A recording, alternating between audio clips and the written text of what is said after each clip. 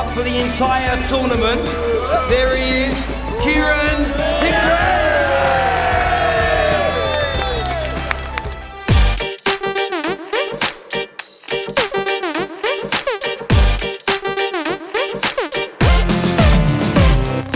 Hello boys and girls, and welcome to my preview of Arsenal against Sheffield United tomorrow afternoon. And yeah, it's time to get a little bit of consistency back within the videos. I haven't done some of the player ratings or even some of the previews lately because I've been very, very busy preparing and sorting everything for the Blood Brothers Cup final. So yeah, we're going to get back on point with the previews and of course the player ratings. And yeah, we've got Sheffield United tomorrow, like I said. Now, this is the kind of fixture where you may look at and you think Arsenal, home at the Emirates, Sheffield United, guaranteed 3 points. But things have not quite worked out like that this season. Sheffield United, they're doing really well. First time back in the Premier League. And I'll tell you something, like I said, they're doing very, very well. They're above us in the league. I believe they're in the top 6. And they've got some great results away from home. And this is a game that we cannot take lightly. Now, we're seeing change. We're seeing some very good things under Mikel Arteta. We cannot deny that in any way, shape or form.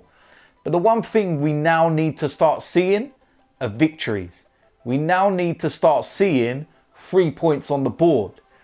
It's all well and good playing okay and getting better and doing so many good things within a game.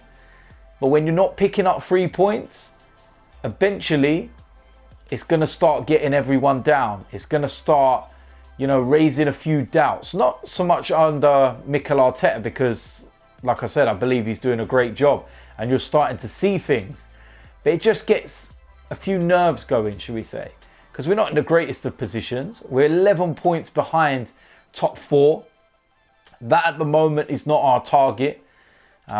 Chelsea sit there. We play them on Tuesday night as well.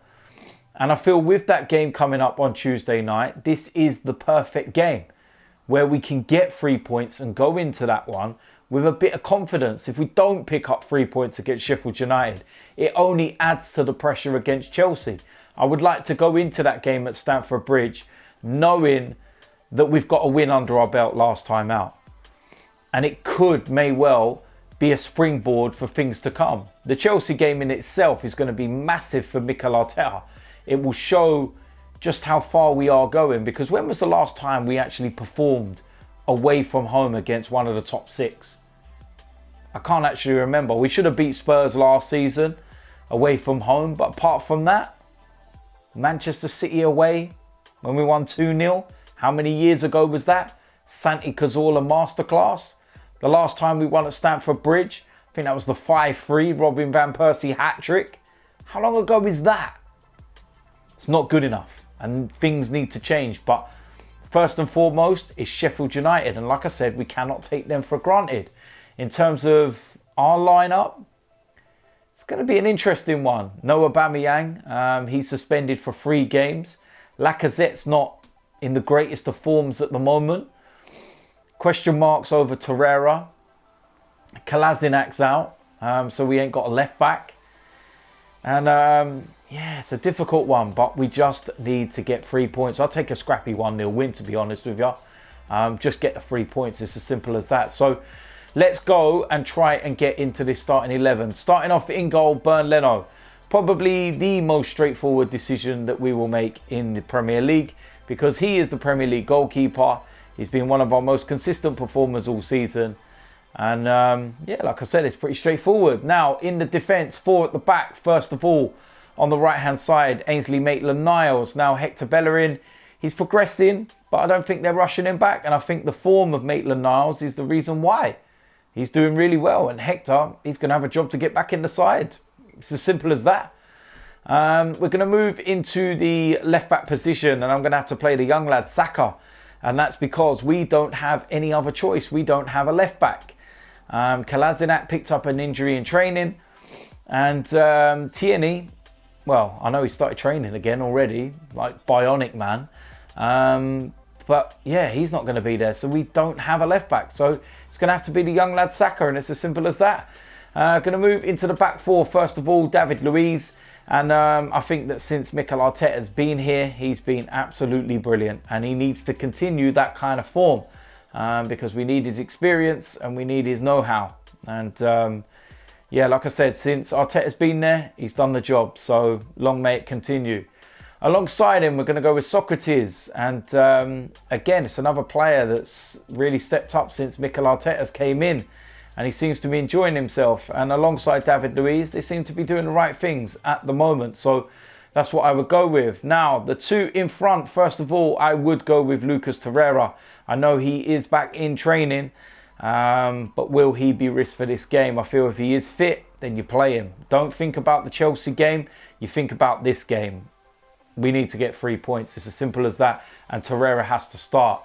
Alongside him, Granit Xhaka. And again, this is another player that under Mikel Arteta has stepped up and is doing the business. Looked like he was going to be out the door this window.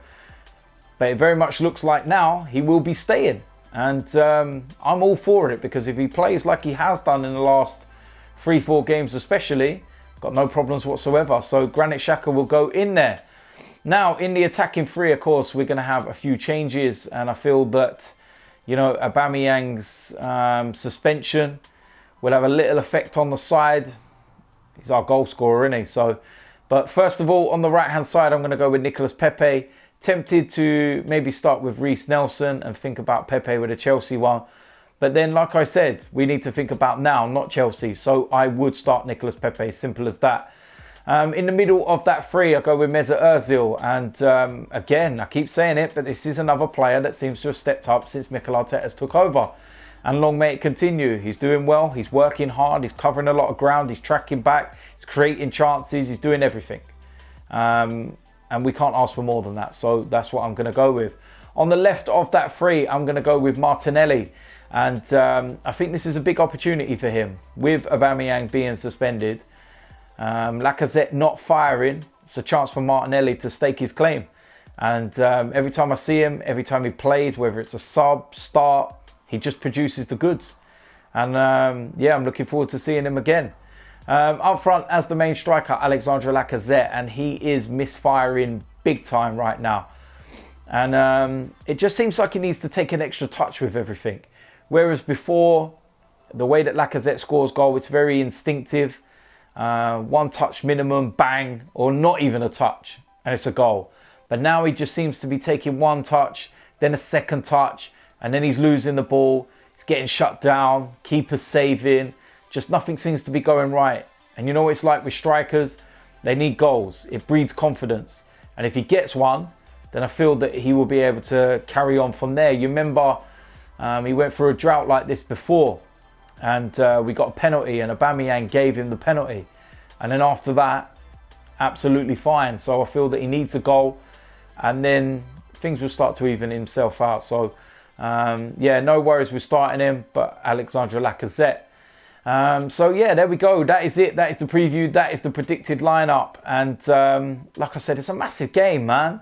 There can't be no, ifs or buts. There can't be no regrets at the end of the game. We've got to win. We've got to get 3 points. It's as simple as that. I don't care what anyone else has to say about it. We need to get 3 points, especially with the fact that we're playing Chelsea. And then after that, we're not going to be having a Premier League game for about 2 weeks or so. Because we're in FA Cup action. And then we got a couple of weeks break. They've got this winter break that's coming. So yeah, it's important that we get a minimum 4 points out of our next 6. Simple as that. Get that, I'll be happy. Get 6 out of 6, I'll be over the moon. But we'll wait and see what happens. So there we go. If you're new around here, make sure you hit the subscribe button. Make sure you smash a like on this video. There's going to be so much more content coming up. Like I said, the previews and the player ratings are going to be coming out on a regular basis now. DTFC, as you've already seen, we won Blood Brothers. Everybody that run their mouth, everybody that talked to talk and thought that they were going to do it, got slapped. All your teams got slapped. It's as simple as that, really.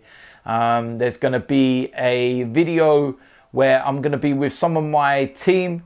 And we're going to be commentating on the final, on the actual game itself, and giving you our own perspective of it. And there's also going to be a aftermath Blood Brothers video where I start to reveal some of what went on behind the scenes, some of what not got out there in the public eye, some of the stuff that ended up on the floor of the editing table. And it's going to be very eye-opening, and it's going to be very straight, and it's going to be very peak for a few people, put it that way, because it's about time some of them got the smoke that they wanted. And yeah, look forward to that one. That'll be out next week. Gonna let the dust settle a little bit, and I'll be coming out with that one next week. So just keep an eye on it, and you'll see exactly what happened behind the scenes and why I'm rubbing it in so much. So we'll wait and see. So yeah, like I said, if you're new around here, hit the subscribe button, smash a like on this video, and I'll see you lot for the player ratings. I'm out of it.